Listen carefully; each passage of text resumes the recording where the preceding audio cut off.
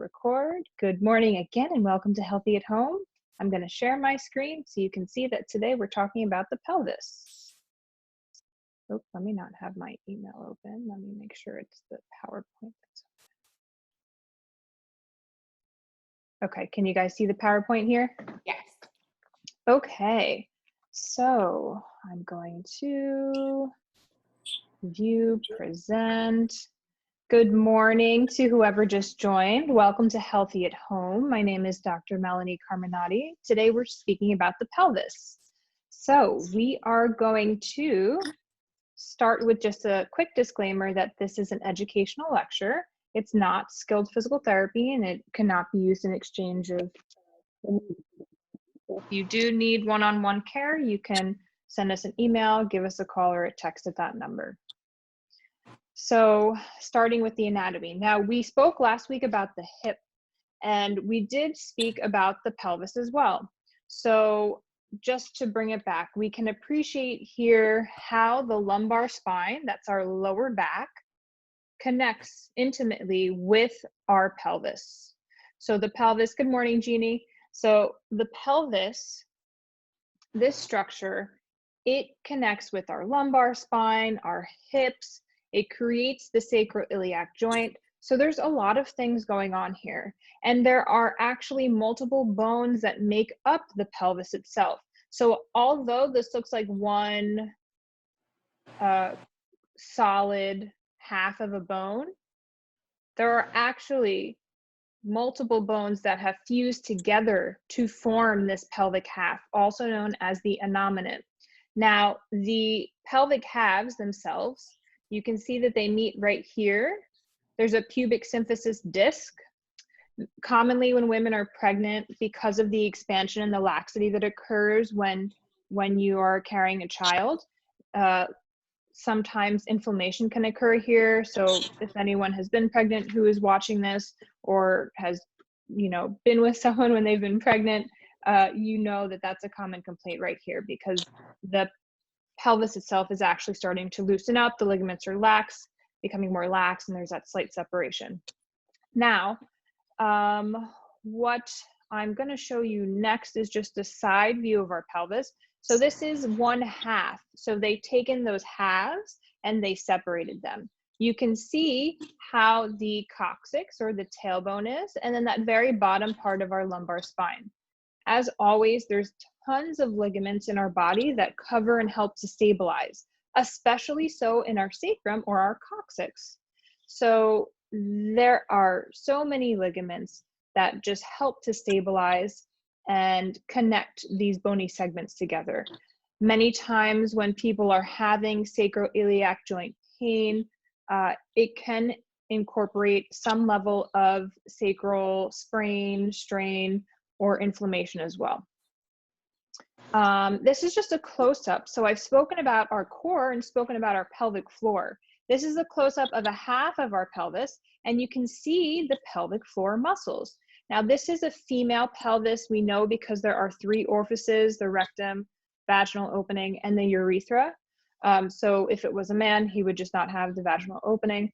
But you can see in this pelvic half here, all of the muscles that act like a basket to support our organs. So normally inside here would be a bunch of organs as well. So if it was a female pelvis, which this one is, there would be the uterus, there would be urethra, we'd see ovaries. So there would be a lot of things in there in that pelvic basin. But this is the muscular support. Now, some of these muscles over here are actually considered pelvic wall muscles because, as you can see, they act more like a wall. They're on the side. They're not actually the floor. So the muscles down at the bottom are considered the pelvic floor muscles. This is a top-down view. So these are both pelvic halves put together. So we're looking down. Again, this is a female pelvis. You can see back here is the lumbar spine. And then this is the top part of the coccyx. But then we're looking down, all the organs sit in here, pelvic floor muscles. This is the pubic symphysis that we pointed out before when we were looking at the bones alone. And this is just something that not everyone has a chance to look at, right? So to appreciate how layered and complex the muscles are down there, and how important the muscle control is for urinary function, for defecation, you know, for passing your bowels, sexual function, all of that stuff. So all of these muscles are working to help you with that, helping to provide the stabilization to your lumbar spine, to your hips. And yes, so a commonly not discussed area is our pelvis and the pelvic floor. It has a lot to do to help us on normal daily activities, you know, going to the bathroom, sitting, standing, walking, squatting, lifting. These muscles are helping us the entire time. So next, I believe, yes, there we go. So I found an organ shot. So this is just a shot of the pelvis from above again. You can see this again is a female pelvis. You can see the organs, all of them in there. So there's a good amount of stuff, right? So we have the end of our sigmoid colon, which becomes our rectum, uterus, bladder, and then you can see some of the vascular supply. So, okay, so that's the end of our anatomy. Now pelvic dysfunctions. So pelvic pain is something really common that I see and I treat in pelvic floor physical therapy. Commonly, when people have pelvic pain, it is because of hypertonic musculature in the pelvic floor. This is very common in dancers, actually. So the dancers that I treat who are used to engaging in lifting, they're unable to relax the muscles and it becomes painful and dysfunctional. Some other dysfunctions include painful intercourse, urinary incontinence, fecal incontinence, constipation, post-birth complications. Then there's, of course, trauma such as pelvic fractures, and then muscle spasms. Sometimes you can have a muscle spasm that gives you pelvic pain or just causes some kind of dysfunction. So in physical therapy, after the assessment, we would do a bunch of hands-on treatments known as manual therapy treatments. There'd be trigger point release, scar tissue massage, scar desensitization, stretching, and then visceral manipulation, which is an osteopathic technique for mobilizing and promoting healing in the organs themselves. Therapeutic exercises for this include stretching and strengthening, which I'm gonna go through a demo of in just a minute, and neuromuscular reeducation. As always, in all of these Healthy at Homes, I always talk about how we wanna retrain for function, right? So you're not just training to do a specific exercise, you wanna carry that exercise strength or stability over into what you're doing in your day-to-day life. So sitting, standing, squatting, lifting mechanics is huge for pelvic health, as well as bowel and bladder retraining. Today, I'm mainly going to go over general exercises. Next time, I'm going to discuss more on bowel and bladder health because that is related to the pelvis. So I'm going to stop the screen share now. Can you guys see me? Yes. Yeah, okay. All right, so I'm going to do a demo of exercises. Some of these exercises you've already done, but I'm going to be spinning it more for pelvic health. So I'm going to start on a mat, and I'm just going to angle the camera down so you can see me. Hi, honey. I see the exercise. Okay. All right. So, okay, yes, you can see me here. So we're going to start on our back, and we're going to start with the breathing. So breathing is very important for pelvic function. Can everyone hear me okay with these ear pods on? Yes. Yeah, okay, cool. So our diaphragm, the organs themselves are actually suspended underneath the diaphragm. So every time you're breathing, the organs are moving with your diaphragm. Not to gross anybody out, but that's the physiological movement that's happening. So it's giving some space and balancing out that pressure in your intra-abdominal area, intrapelvic area. We're going to place one hand on our chest, one hand on our belly. If you're doing this exercise at home, remember these are general exercises. Everything I'm giving is not specific for one pelvic diagnosis. This is general. So one hand on your chest, one hand on your belly. We're gonna just start with our breath, taking a big inhale through your nose. And then exhale, letting all the air out. Again, inhale. This time, let's fog the mirror with your breath. So imagine as you exhale that you're fogging a mirror.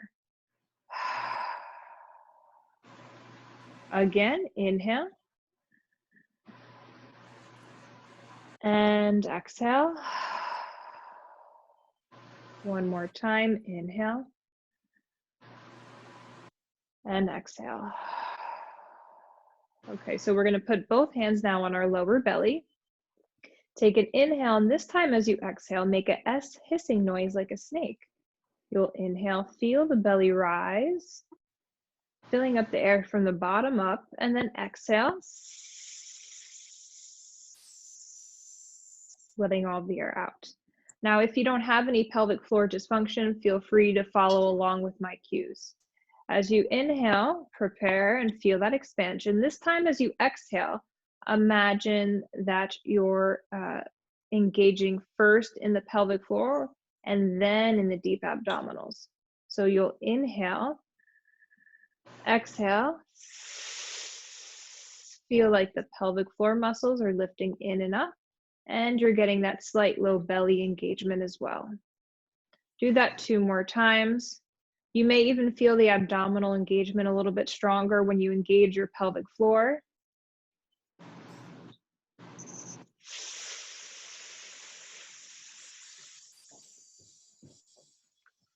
Again, inhale, exhale.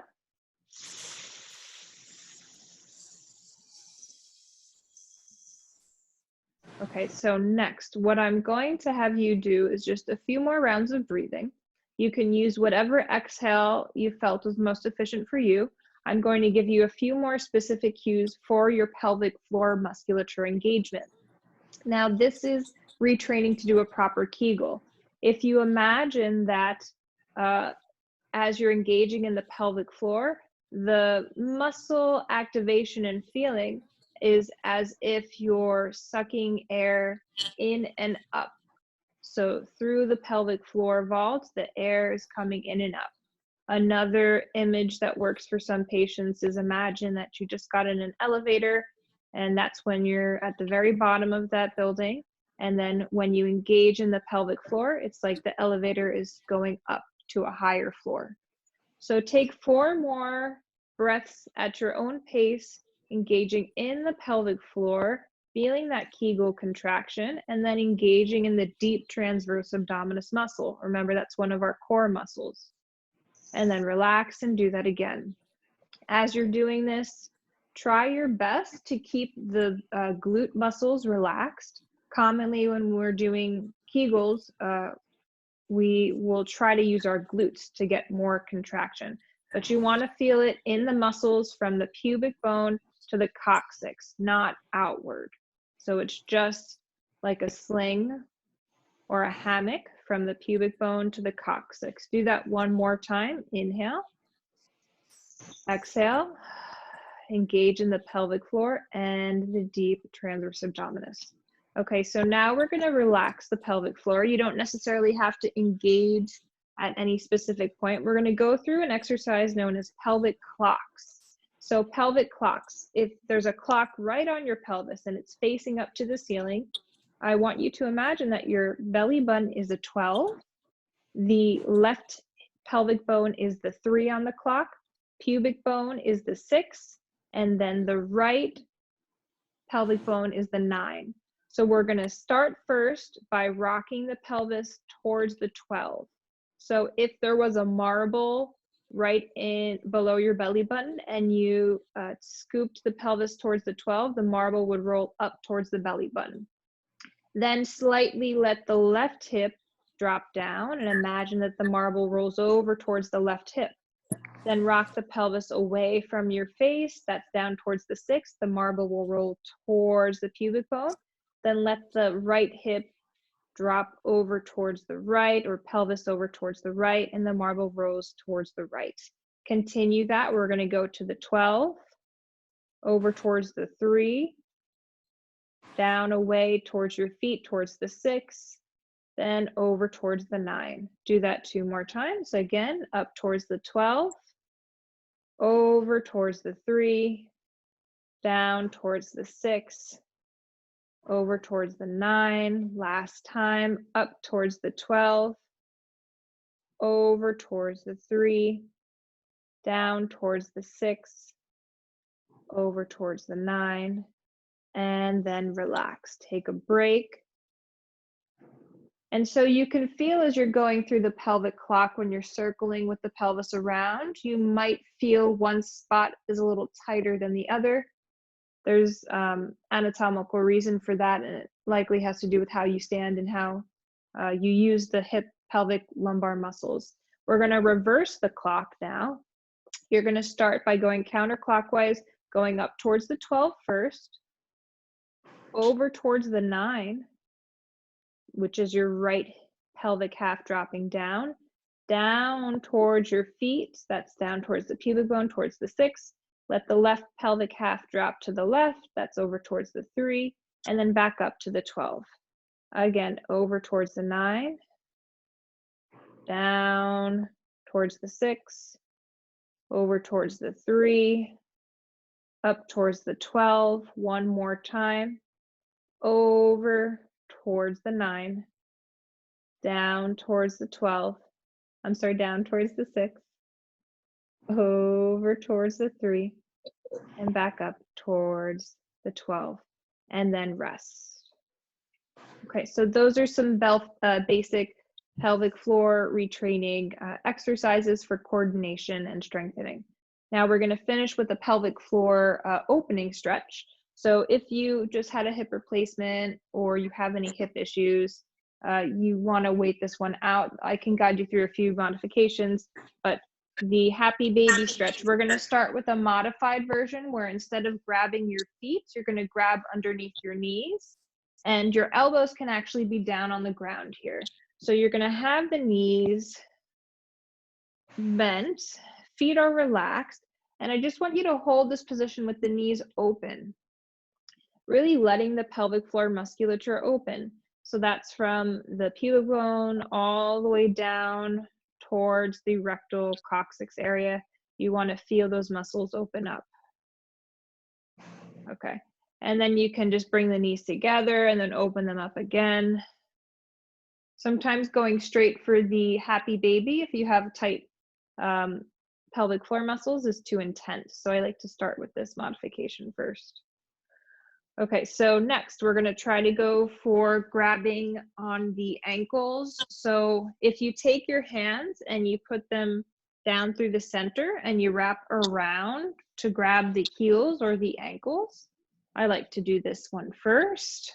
So now the legs are controlled by the arms, and you're just going to sit into this position. You're going to relax into it and let the muscles open. Again, if you have any hip dysfunction, this variation will not be comfortable. You can also modify this by just doing one leg at a time. So you're breathing into this. This is a great opener for the pelvic floor. Lets everything relax. Breathe into this. So for this kind of opening stretch, you would hold it for about a minute, maybe 2. And then you take a break, relax the arms, shake out the legs, and you do it one more time. Another modification for this is to use a strap or a beach towel. So you can wrap the towel around your feet and pull the ends of the towel towards you to bend the knees in. One final modification for this stretch is if you actually put your feet on the wall. So if you are able to lay on the ground and put your feet on a wall, that is a good modification if it's too much to hold your legs. Breathing into it, inhaling through your nose, and exhaling through your mouth. Good. And then slowly bring those legs back down. Okay, so we're going to slowly just go over one more modification for that. So if bringing both legs to your chest is too much, you can also bend one knee, put your hands underneath that thigh, and pull that thigh towards that same side shoulder. So you would just be doing the same thing, holding it, breathing into it, letting the muscles relax, and then switching sides. Pulling the knee towards you. Okay, and then relax. So the last pelvic floor opener that I want to go over is butterfly stretch. Now for butterfly stretch, I'm going to just warn those, if you have any active back pain, this will likely be uncomfortable because the tendency is to arch. So you want to be sure, first of all, that your pelvis and your spine are in a neutral straight position. And when you open your legs to this butterfly stretch, if it feels like it's too much, you could always put pillows underneath your thighs. The goal, however, is to allow the knees to open and feel the stretch in the inner thighs connecting into your pubic bone. So all of these muscles that we're stretching right now insert onto our pelvis. So it's important for healthy function, not only to have the strength, but to have the flexibility. So you would just stay in this stretch for about a minute as well. Taking your breaths, relaxing, making sure you're not holding tension anywhere else. And then you'll bring the knees back up. And you would do it again. Letting the knees open, feet can be together. Again, if opening like this is too intense, you could put pillows underneath your thighs, underneath the knees. Breathing into it. And then relax. Good. Okay, great. All right, we're going to come back up to our chairs, carefully roll over onto your side and sit on up. So the beautiful thing about many pelvic floor exercises is that you could do them right from your bed. So you could do them first thing in the morning or first thing before you fall asleep. So, righty. Okay, I'm just going to screen share one more time. Bringing it back to here. Oop, is this awake? Hold on. Click to exit full screen. There we go. Okay. Well, let's see. View. Great. Okay. So you guys know that this has been going on for a few months now. So I started this back in March, but we're going to have the last Healthy at Home next Friday, May 29th, because I'm starting live social media series that will actually continue because I've had a lot of people who want to participate in that. So, but for the time being, Monday and Friday at 10:30 a.m., I'll be doing this week and next week. This week, I'm going to speak exclusively on the pelvis. So Friday, I'm planning to get more into bowel and bladder health and tips. Like most people don't know what the healthy amount of going to the bathroom is. So I'm going to be getting into that. And you know that I'm still having the virtual Pilates classes. My class is Tuesday at 11 a.m. And Dr. Amarantha, she's also on my team. She's teaching a intermediate level class Wednesdays at 6 p.m. And then Dr. Martinez and I are still seeing patients virtually for physical therapy. I've already mentioned this webinar. If you're interested, you can contact us here. It's a pretty extensive webinar.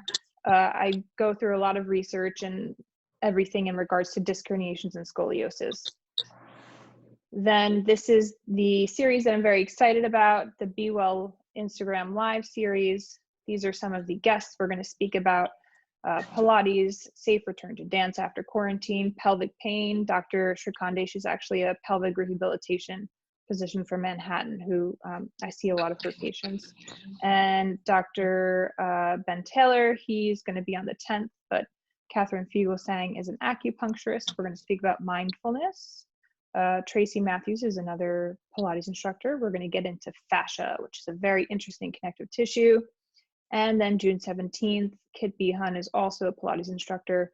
We will speak about the innovation and transformative power of Pilates. That will be at 5:30 on these dates. These are Tuesday and Wednesday dates. So if you don't follow us on Instagram, it's at Inspira Physical Therapy. And here's the contact info. All of these Healthy at Homes go up on the YouTube channel by the end of the day. So you can watch the recordings if you've missed any of them. And thank you.